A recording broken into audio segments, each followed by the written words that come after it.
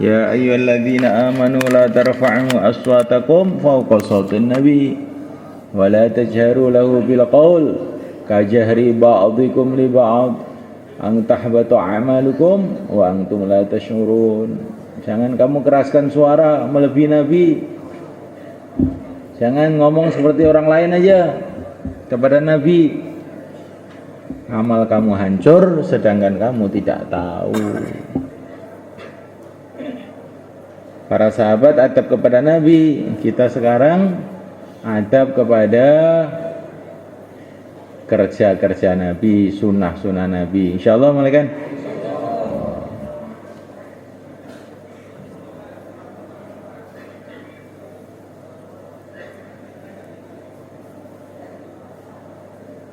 Al-Imam Malik radhiyallahu ta'ala itu kalau beliau masuk Madinah itu nggak berani pakai serandal. Ditanya oleh Al-Imam Syafi'i, kenapa nggak pakai serandal? Saya malu di tanah yang pernah diinjak-injak Nabi kok saya injak dengan pakai serandal. Saya malu, nggak berani.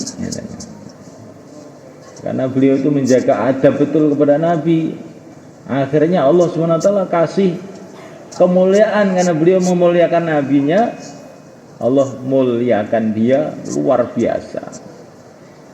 Sampai raja-raja pun jadi muridnya. Raja-raja jadi muridnya. Karena beliau ini menjaga adab pada agama, Allah SWT gerakkan orang-orang untuk beradab kepada beliau.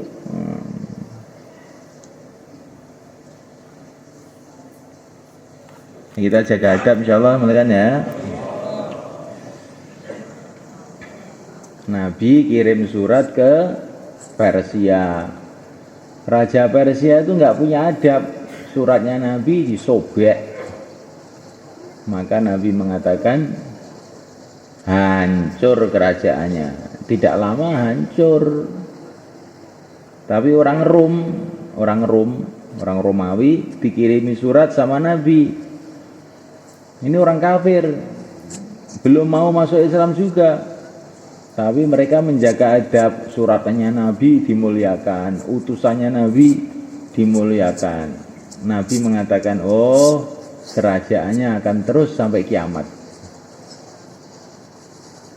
Jadi orang-orang Rom itu, orang-orang Barat itu masih punya kekuasaan itu gara-gara mbahnya dulu, bukan orangnya sekarang. Mbahnya dulu itu punya adab kepada suratnya Nabi.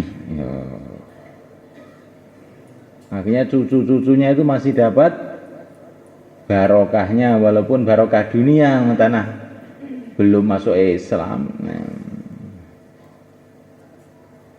Ini kita jaga adab betul kan ya. Ke masjid pikirnya adab masjid, taklim adab taklim, dakwah adab dakwah, keluar adab keluar, dengan ulama adab dengan para ulama. Yang dipikir bahwa adab apa-apa itu yang dipikir adab, jangan ala kadarnya seenaknya sendiri. Oh itu nanti barokahnya jadi hilang. Dulu ada orang Turki namanya Osman Ago. Siapa namanya? Osman Ago. Beliau ini punya adab luar biasa. Kalau beliau itu masuk rumah, kok di situ ada Al-Quran, beliau ini duduk gak berani, berdiri aja. Kenapa berdiri aja? Ada Quran, gak berani duduk saya. Maka akhirnya Allah muliakan Osman Ago ini. Beliau itu mimpi perasaannya dari punggungnya itu keluar pedang-pedang yang bertebaran ke seluruh dunia. Akhirnya anak cucunya jadi khalifah-khalifah raja-raja Turki, Utsmani itu. 700 tahun menyebarkan agama kemana-mana. Dan sebagian ahli sejarah mengatakan bahwa Wali Songo itu yang ngirim itu khalifah Turki Utsmani. Sampai mikir agama di Nusantara ini, salah satu sebabnya itu begitu. Kita jaga adab insyaallah ya. Jadi adab itu yang kena barokah bukan dia sendiri, sampai anak cucu dapat barokah. Ada orang Najd. Najd itu Saudi, dekatnya Riyadh sana. Orangnya ini kurang ajar. Namanya Dzul Khuwaisirah. Ketika Nabi itu bagi-bagi harta, Dzul Khuwaisirah itu komentar, wah pembagiannya Nabi nggak adil ini. Nabi dikatakan nggak adil sama Dzul Khuwaisirah itu. Maka Nabi mengatakan, kalau saya tidak adil, siapa yang bisa adil di dunia ini? Kalau utusan Allah tidak adil, siapa yang bisa adil? Kemudian Nabi mengatakan, ini anak cucunya orang ini besok akan jadi pemecah belah umat di mana-mana.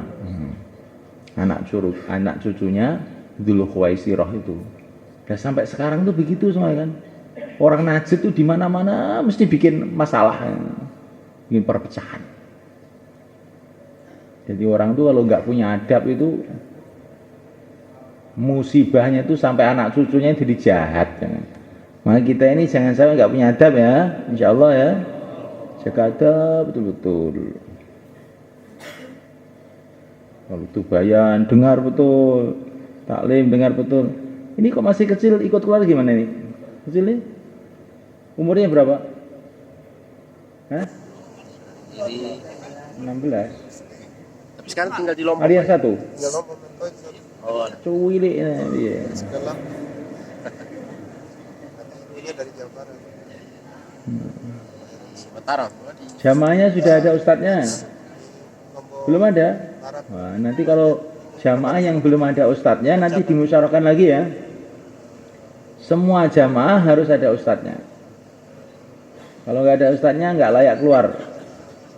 Nanti dimusyawarahkan lagi. Siapa amirnya? Kamu kecil? Amirnya Mbak? Anam. Mana Anam? Nah, belum ada amirnya Anam? Hah?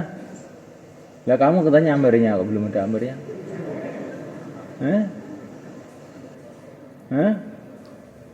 Gimana? Ustadznya belum ada, amirnya sudah ada ya. Nanti dicek semua, ini malam ini semua jamaah nanti kumpul dengan jamaahnya masing-masing.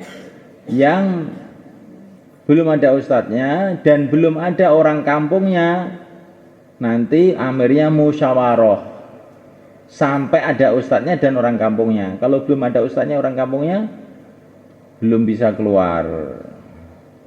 Insyaallah. Nah ini baru mau bayan nih sekarang. Ini tadi adab namanya. Dihafalin ya adabnya. Terus diamalkan sama-sama supaya barokah. Supaya barokah. Adab itu apa toh?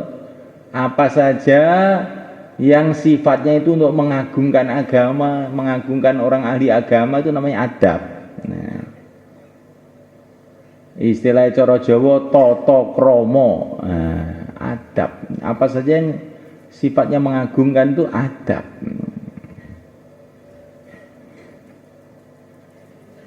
Kita usaha untuk menjaga adab kita dalam seluruh amalan, supaya amalan kita ini ada barokahnya.